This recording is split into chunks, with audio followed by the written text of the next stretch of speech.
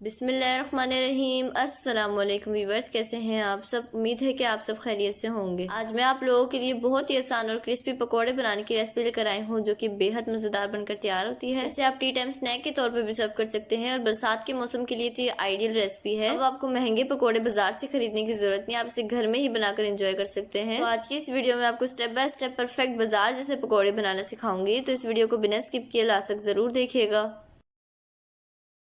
तो चलिए आइए बनाना स्टार्ट करते हैं। तो जिसके लिए मैंने लिए हैं आलू, दो बड़े साइज के आलू लिए थे। इसको छील के मैंने इस तरह की शेप में कट कर लिया है। आप अपनी मर्जी से जिस भी शेप में कट करना चाहे कट कर सकते हैं। और यहाँ पर मैंने एक बड़े साइज का प्याज लिया था, इसको मैंने छील के इस तरह बारीक बारीक कट कर लिया है। इसे भी बोल के अंदर ऐड कर देंगे।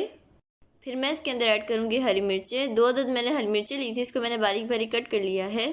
साथ ही इसके अंदर ऐड करूंगी आधा टीस्पून अजवाइन। साबित सफेद जीरा ऐड करूंगी तकरीबन 1 टीस्पून।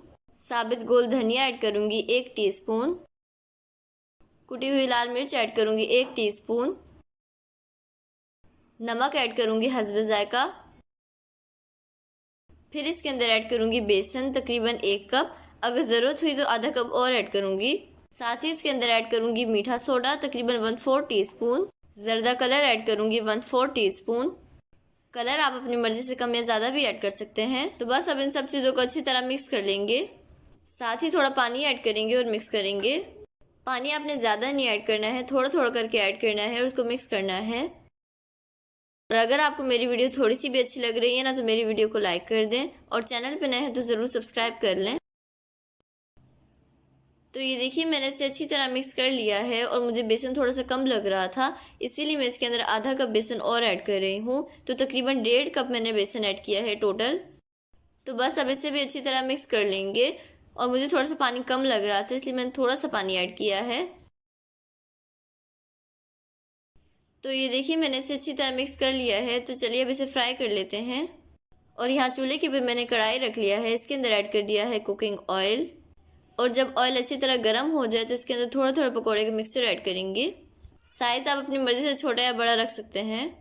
आप एक दफ़ा तो इस रेसिपी को ज़रूर ट्राई कीजिएगा, यकीन करें बहुत ही मज़ेदार बनकर तैयार होता है। तो बस अब इसे तेल में अच्छी तरह फ्राई कर लेंगे। दोनों साइड से ब्राउन कलर आने तक फ्राई करेंगे। तो ये देखिए ये अच्छी तरह फ्राई हो चुका है। तो बस अब इसे ऑयल से निकाल लेंगे। पकोड़े को मैंने मीडियम फ्लेम पे फ्राई किया था और ये तकरीबन 5 मिनट के अंदर ही फ्राई हो जाता है। तो ये देखिए पकोड़ों को मैंने ऑयल से बाहर निकाल लिया है।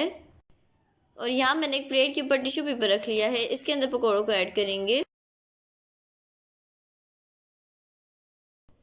और इसी तरह बाकी पकोड़ों को भी फ्राई कर लेंगे।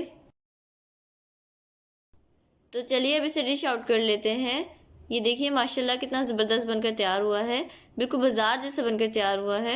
अब मैं आपको इसे तोड़ के दिखा देती हूँ। बिस्मिल्लाहिर्रहमानिर्रहीम। ये देखिए माशाल्लाह कितना ज़बरदस्त बनकर तैयार हुआ है, बहुत ही क्रिस्पी बनकर तैयार हुआ है।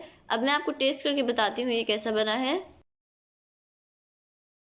यकीन करें बहुत ही मज़ेदार बना है। आप इस रेसिपी को ज़रूर ट्राई कीजिएगा और मुझे फीडबैक भी लाजमी दीजिएगा। तो आई होप आपको ये रेसिपी बहुत पसंद आई होगी। अगर आपको मेरी रेसिपी पसंद आए तो प्लीज़ मेरे चैनल को सब्सक्राइब कर दें, बेल आइकन को प्रेस करना ना भूलें। वीडियो अच्छी लगे तो लाइक और शेयर करना ना भूलें। तो नेक्स्ट वीडियो तक अल्लाह हाफिज़।